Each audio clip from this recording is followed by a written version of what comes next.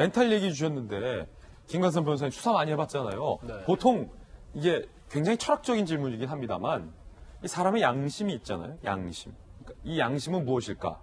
그래서 제가 종종 생각해 봅니다. 양심이 거창한 게 아니겠다. 내가 뭔가 나쁜 일을 하거나 아니면 뭔가 나쁜 일을 하고 싶은 유혹이 들었을 때 나의 욕심과 욕망을 한번 멈춰 세워주는 내 안의 목소리.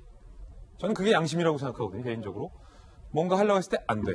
아, 이건 안 되지. 이런 양심. 그러니까 저 온라인 시험지에 타인의 도움을 받으면 안 된다.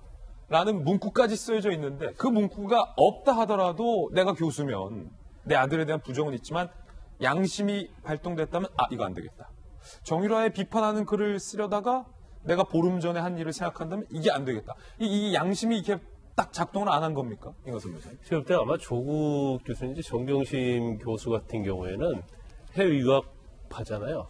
그러면 저걸 제일 잘 아는 사람 중에 하나일 거예요. 그렇지만 중요한 것은 지금 공소장에 제출된 내용을 보면 자신의 아들, 자녀를 위해서 어떻게 보면 이제 수단과 방법을 안 가리고 다 유죄하고 이제 그런 내용이 나와 있잖아요. 물론 이제 뭐 유죄 확정이 안 됐지만 그러면 어떤 나의 이익을 위해서는 이런 것들이 일상화되어 있다. 그런 생각을 할 수가 있어요. 근데 예를 들어서요. 예. 양심 얘기를 했으니까 한마디 말씀드리면 양심. 제가 솔직히 말씀드리면 방송에 늦고 너무 급할 때 저도 교통법규를 위반합니다. 한 번씩. 예.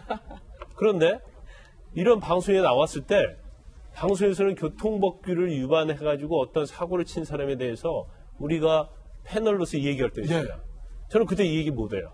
양심 때문에. 그렇죠. 내가 교통법규를 이미 위반한 사람인데 저 사람에 대해서 저러면 안 된다고 얘기를 하면 나는 정말 나쁜 사람이에요. 난 양심이 정의롭지 있으니까. 못하고 예. 양심이 없는 사람이거든요. 그럼 조 전 장관도 쭉 보면 본인의 입장에서 만약에 정유라가 나왔어요. 그러면 저 잘못된 거 맞죠?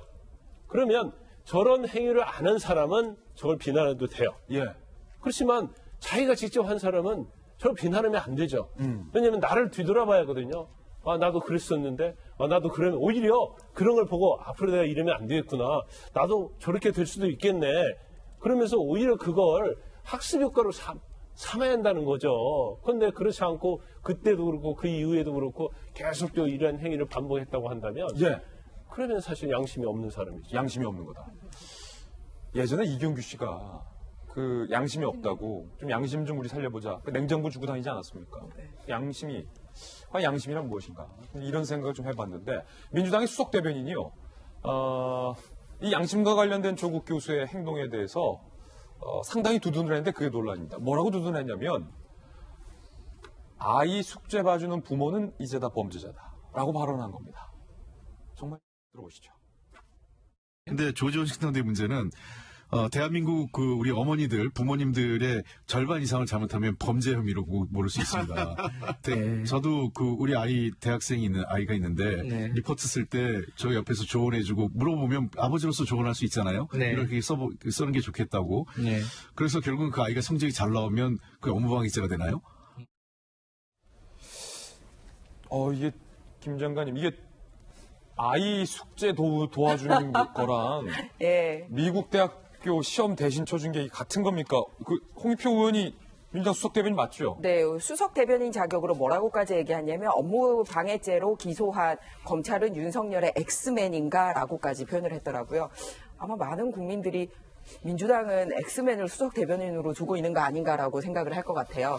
제가 왜 그러냐 하면 사람들이 자꾸 조국 장관의 딸 아들을 초등학생이나 뭐 이렇게 생각을 오인을 하고 있는 것 같은데, 예, 수석 대변인이면 아닌 거 아실 텐데 오해를 좀 풀어야 될 것 같아요. 왜냐하면은 딸 같은 경우는 선인장 생육일기 쓰고 왜 거기 인턴 참여한 걸로 하니까 초등학생이나 쓸 법한 걸 했잖아요. 그러니까 또 그렇게 착각하는 것 같고 또 아들, 딸이 이미 성인인데도 구속 기소를 이제 안 되는 이유 중에 하나가 뭐 생계 유지를 위해서 이걸 호소했었잖아요. 그러니까 자꾸 얘들이 어린애들인 줄 아는데 이미 성인입니다. 그러니까 부모도 그런 짓을 하면 안 되는 나이에 있고요. 그거를 부탁한 아들도 그런 짓을 하면 안 되는 나이에 이미 있는데 양쪽이 다 잘못을 저지르거든요. 그런데 그거를 초등학생 숙제 도와주는 쪽으로 비유를 하면서 국민들의 눈과 귀를 가리려고 하는 것은 굉장히 잘못됐다라는 말씀을 드리고 싶고요. 예. 지금까지 우리가 봤던 거는 입시 비리였습니다.